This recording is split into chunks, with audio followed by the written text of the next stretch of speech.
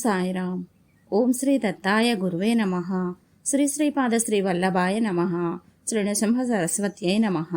ఓం శ్రీ స్వామి సమర్థాయ నమః. చోల్కరు చక్కెరలేని tea. చోల్కరు టానా civil court నందు గుమస్తా ఉద్యోగము చేసేవాడు. దాసుగను హరికథల వలన సాయిబాబా మహిమను కొనియాడుచు టానా కౌపీనేశ్వరు ఆలయములో హరికథా కాలక్షేపము సలిపెను. చోల్కరుకు హరికథా శ్రవణానంతరము సాయిపై భక్తి పొసగి పెంపెసలారినది.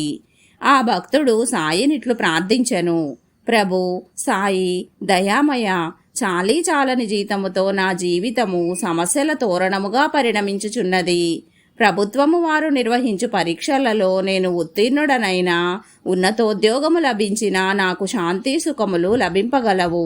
నా కోరిక సఫలమైన షిరిడీ యాత్ర సలిపి నీకు ప్రీతికరముగా అచటనున్న భక్తులకు కలకండ పంచిపెట్టుదును అని మొక్కినాడు. సాయి కృప వలన చోల్కరు జీవితము స్థిరపడినది. షిరిడీ యాత్రకు ఖర్చులకు పొదుపు ఉద్యమమును అమలులో పెట్టినాడు. అతడు సేవించు టీయందు చక్కెరను మాని చక్కెరకు అగు ఖర్చులను ప్రోగు చేసినాడు. కొంతకాలమునకు ఆ మిగిలిన డబ్బులు షిరిడీ యాత్రకు సరిపడినవి. చోల్కరు షిరిడీకేగి బాపూసాహెబ్ జోగు ఇంట బసకేర్పాటు గావించుకొని సాయి సన్నిధికేగి పాదములపై వ్రాలి నమస్కరించి ఆ పిదప కలకండను అచటనున్న వారలకు పంచిపెట్టెను. సాయి జోగుతో, నీ అతిథికి అత్యధికముగా చక్కెరను కలిపి తేనీటి విందు సలుపుము అనినాడు. బాబా పలుకలలోని అంతరార్థము చోల్కరకు లెస్సగా బోధపడినది.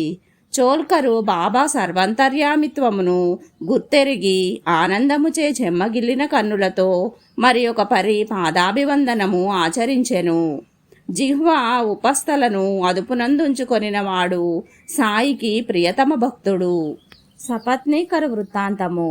శివదేవ్ సహాపాటి సపత్నీకరు శివదేవ్ పరీక్షలయందు తప్పో ఒప్పో తనకు తోచినదేదో వ్రాసి సాయి దయ వలన తాను ఉత్తీర్ణుడను అగుదును అని మిత్రులతో తెలుప, సపత్నీకరు అదెట్లు సాధ్యము కాగలదు, గాలిలో దీపము పెట్టి దేవుని దయ వలన అట్లే వెలుగును అనుట మంత్రములకు చింతకాయలు రాలుననుట పెడవాదమని విమర్శించినాడు. లా పరీక్షల యందే కాదు, అగ్ని పరీక్షల యందు విషమ పరీక్షల యందు సాయి దయయున్న విజయము తథ్యమని శివదేవు దిట్టముగా పలికినాడు. విశ్వాసమే ఫలించును అను న్యాయమున తనకు తోచినది వ్రాసిన శివదేవ్ లా పరీక్షల యందు ఉత్తీర్ణుడాయను. సపత్నీకరు అకలకోట యందు న్యాయవాద వృత్తిని అవలంబించి ఘనతర కీర్తి ప్రతిష్టలతో పాటు విపరీతముగా ధనమును గడించి సుఖమయ జీవితమును 10 ఏండ్లు గడిపినాడు. కాలము ఒకే రీతిగా ఉండదు కదా. కంఠవ్యాధిచే అతని ఏకైక పుత్రుడు కన్నుమూసినాడు. సపత్నీకరునకు జీవితముపై విరక్తి కలిగినది. మనశ్శాంతికై వేదాంత గ్రంథములను పఠించెను. తీర్థయాత్రలు సలిపినాడు. ప్రయోజనము శూన్యము. ప్రపంచమే తనకు ప్రతికూలమై కృంగదీసినది.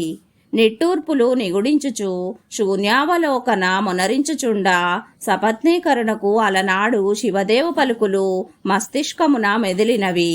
శ్రీ సాయి భగవానుని సందర్శించుటయే కర్తవ్యమని షిరిడీ యాత్ర సలిపెను.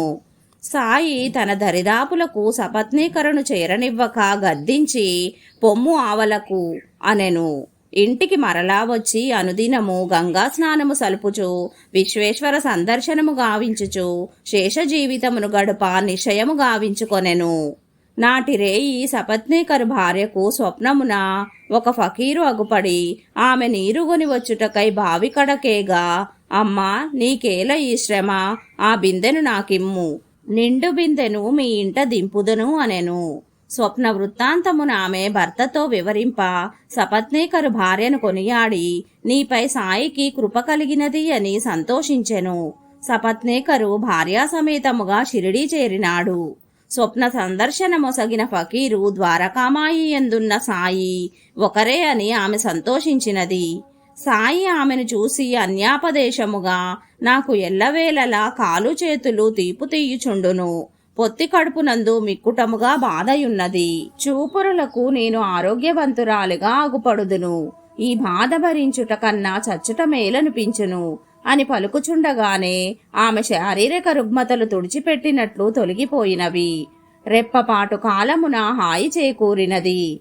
తనను సహితము సాయి చల్లగా దయచూచునని సపత్నీకరు గంపడాశతో సాయి పాదములపై ప్రాల పొమ్మావలకు అని సాయి గద్దించెను. సపత్నేకరు హతాశుడాయను.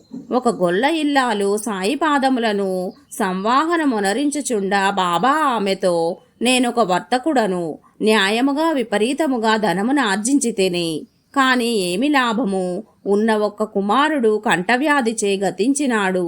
తీర్థయాత్రలు వేదాంత గ్రంథములు నా దుఃఖమును ఉపశమనము గావింపజాలవాయను. శేష జీవితమును వారణాసియందు గడుపుట మేలనిపించినది అని సపత్నేకరు వృత్తాంతమును అద్దము పట్టినట్లు వివరించినాడు. మరలా ఇతనికున్న ఒక్క కుమారుని నేను చంపితిని అని నాపై నింద మోపుచున్నాడు. ఇవి నమ్మదగిన మాటలే అగునా? అయినను ఈ మసీదు గడప తొక్కిన వారిని కష్టముల కడలి నుండి కడతేర్చుట నాకు విధాయకమయ్యున్నది. ఏ బాలుడు కంఠవ్యాధిచే గతించెనో అతనినే మరలా ఇతని భార్య గర్భమున ప్రవేశింపజేయుదును అనెను. సాయి పాదములపై రయ్యిన సపత్నీకరు వాలినాడు. బిడ్డ లెమ్ము, దిగులొందకము అని అతని వీపుపై జోకొట్టినంతనే సపత్నీకరు దురంత దుఃఖము దూరమై మటుమాయమైనది. ఎన్నడూ లేని ఏదో ఆనందం అతనిని ముంచి తేల్చినది. సాయి ఆశీస్సులనందుకొని సపత్నీకరు భార్య సమేతముగా అకలకోట చేరినాడు. సంవత్సరము పూర్తి కాక మునిపే సపత్నీకరునకు పుత్రోదయమైనది. పురుడు పోసినంతనే ఆ దంపతులు శిశువును సాయి సన్నిధికి కొనిపోయిరి. మురళీధరుడు అని ఆ బాలునకు పేరు పెట్టిరి. మరలా ఇరువురు పుత్రుల ఉదయింప వారలకు భాస్కరు దినకరు అని నామకరణమునరించిరి. నమ్మి కొలిచిన వారలకు శ్రీ సాయి కొంగు బంగారము వంటివాడు, పిడికిలి అందలి చింతామణి వంటివాడు. ఓం సాయిరాం. జై గురుదత్త, శ్రీ గురుదత్త.